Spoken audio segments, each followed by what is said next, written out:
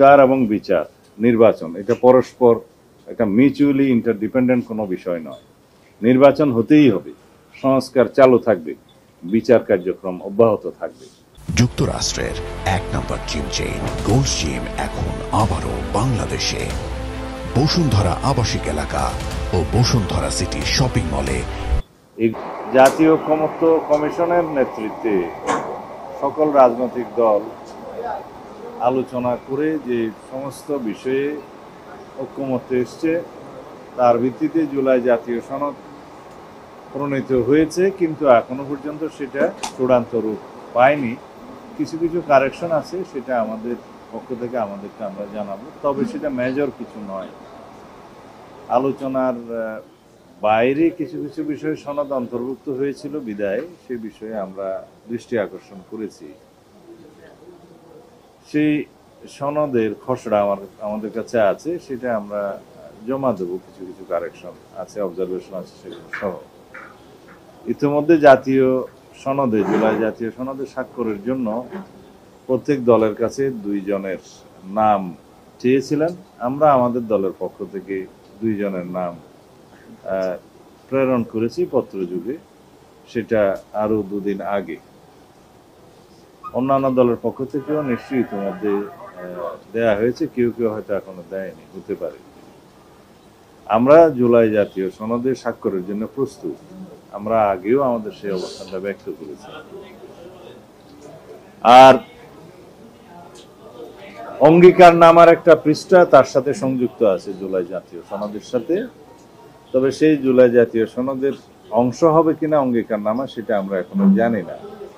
সে অঙ্গীকারনামার বিষয়েও কিছু অবজারভেশন আমাদের আছে, সেটা আমরা জানাবো। তবে আমরা আশা করি সকল রাজনৈতিক দল যা কিছু আমরা আলোচনার মাধ্যমে ঐকমত্যে পৌঁছাতে পেরেছি, যেটা সনদ অন্তর্ভুক্ত হবে এবং সেই সনদ স্বাক্ষরিত হয়ে বাস্তবায়নের বিষয়ে আমরা আশাবাদী। এবং এই বিষয়ে আমরা আমাদের পরামর্শগুলো দিয়েছি কিভাবে এটা বাস্তবায়ন করা যায়। বিভিন্ন রাজনৈতিক দল তাদের পরামর্শ দিয়েছে। বিগত দিনের আলোচনায় যে সমস্ত পন্থা বিভিন্ন রাজনৈতিক দলের পক্ষ থেকে উত্থাপন করা হয়েছে, তার পরিপ্রেক্ষিতে আমাদের জবাব আমরা দিয়েছি, সেটা আপনারা নিশ্চয়ই দেখেছেন, সেটা মিডিয়াতে আছে বিস্তারিত। এর বাইরেও আমরা প্রস্তাব রেখেছি, যদি আরও কোনো আইনানুগ পন্থা, বৈধ এবং সাংবিধানিক পন্থা খুঁজে বের করা যায়, তাহলে আমরা সেটাও মেনে নেব। কিন্তু আমরা এমন কোনো খারাপ নজির স্থাপন করতে চাই না, যেটার মধ্য দিয়ে সংবিধানের সংশোধনী আনায়নের জন্য কোনো এক্সট্রা কনস্টিটিউশনাল অর্ডার বা স্পেশাল কনস্টিটিউশনাল অর্ডার বা প্রোক্লামেশনের মধ্য দিয়ে আইনি পন্থার বাইরে সংবিধান সংশোধনের পরিবর্তনের কোনো নজির সৃষ্টি হোক, সেটা আমরা চাই না। তো সেই জন্য আমরা বলেছি, মানে প্রধান উপদেষ্টার কাছেও আমি আহ্বান জানিয়েছি যে আপনি বিচার বিভাগের পরামর্শ নিতে পারেন, সুপ্রিম কোর্টের আপিল বিভাগের পরামর্শ নিতে পারেন যে এই সনদ বাস্তবায়নের জন্য আইনি কি প্রক্রিয়া ফলো করা যায়, অনুসরণ করা যায়, অথবা এর বাইরেও যদি কোনো আইনানুগ কোনো প্রক্রিয়া বের করা যায়, তাতেও আমরা একমত হব।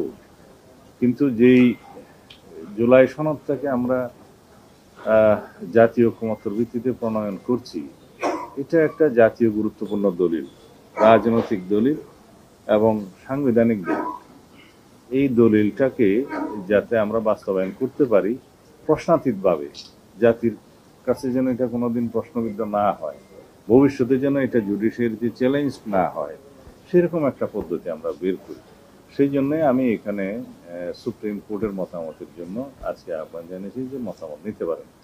এবং দ্বিতীয় মতামত দিচ্ছি, মাননীয় প্রধান উপদেষ্টা আপনি নিজের উদ্যোগে দরকার হলে ছোট ছোট মিটিং করে রাজনৈতিক দলসমূহের সাথে কিভাবে এটা বাস্তবায়ন করা যায় সেই বিষয়ে আপনি ঐকমত্যে আনতে পারেন, সেই এখতিয়ার আপনার আছে। আপনি আহ্বান জানালে আমরা সব সময় আসবো। এই ছিল আমাদের আজকের বক্তব্য। দেখা যাক, আমাদের আলোচনা আরও চলবে। আগামী বুধবারে আবার আলোচনা শুরু হবে। ইতিমধ্যে ঐকমত্য কমিশনের মেয়াদ আগামীকালকে বর্তমান মেয়াদটা সমাপ্ত হবে, আর তারা আশা করছেন সেটা আরো বৃদ্ধি করা হবে। তাহলে বুধবার থেকে আবার আলোচনা হবে। আমরা চাই আলোচনার টেবিলে সবকিছু নিষ্পত্তি হোক, এবং আমরা জোর দিয়ে বলেছি যে আগামী ফেব্রুয়ারির প্রথমার্ধে অবশ্যই নির্বাচন অনুষ্ঠান হতে হবে, এটার কোনো বিকল্প নাই। এবং নির্বাচন কোনো কিছুর উপরে কন্ডিশনাল নয়, নির্ভরশীল নয়। সংস্কার এবং বিচার, নির্বাচন, এটা পরস্পর একটা মিউচুয়ালি ইন্টারডিপেন্ডেন্ট কোনো বিষয় নয়। নির্বাচন হতেই হবে, সংস্কার চালু থাকবে, বিচার কার্যক্রম অব্যাহত থাকবে। এগুলো কোনোটার উপর কোনোটা নির্ভরশীল নয়।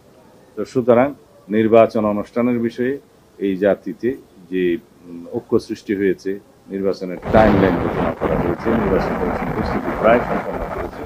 সুতরাং আমাদের যে দীর্ঘদিনের সংগ্রাম, ভোটাধিকার প্রয়োগের যে আন্দোলন, যার জন্য আমরা রক্ত দিয়েছি, শহীদ হয়েছি, সেই ভোটাধিকার প্রয়োগের মধ্য দিয়ে একটি প্রকৃত গণতান্ত্রিক রাজনৈতিক সরকার প্রতিষ্ঠা হবে, সংসদ প্রতিষ্ঠা হবে, তার মধ্য দিয়ে আমাদের সমস্ত গণতান্ত্রিক অধিকারগুলো আমরা বাস্তবায়ন করবো ইনশাআল্লাহ। ধন্যবাদ।